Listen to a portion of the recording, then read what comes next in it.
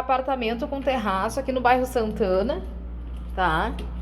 Na rua Livramento, com em torno de 50 metros quadrados, ó. Ele tem essa lareira, tá? É um dormitório, tá? É um duplex, tá? O quarto fica lá em cima. Aqui embaixo é a cozinha, ó.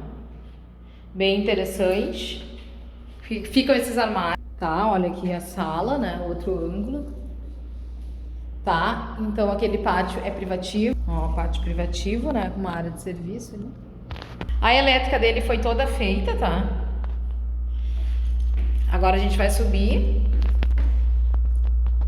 o outro ângulo pra vocês verem. É na rua Livramento, bem pertinho da Vicente da Fontoura aqui, tá? Vamos ali conhecer o quarto. Ó, o dormitório é bem amplo, tá, gente? Tem bastante tomada. Aqui dá pra vocês verem, ó, o terraço. Ó, o terraço. Tá? Tem uma suíte. Condomínio baratinho aqui, em torno de R$290, tá? Vamos lá conhecer o prédio. Ó, gente, então aqui o prédio, ó, é bem simples, né? Assim, o prédio. Não tem nada demais, é um prédio simples. Ó, aqui a frente. Tem um jardinzinho, tá ali, coisa e tal ali. Ó.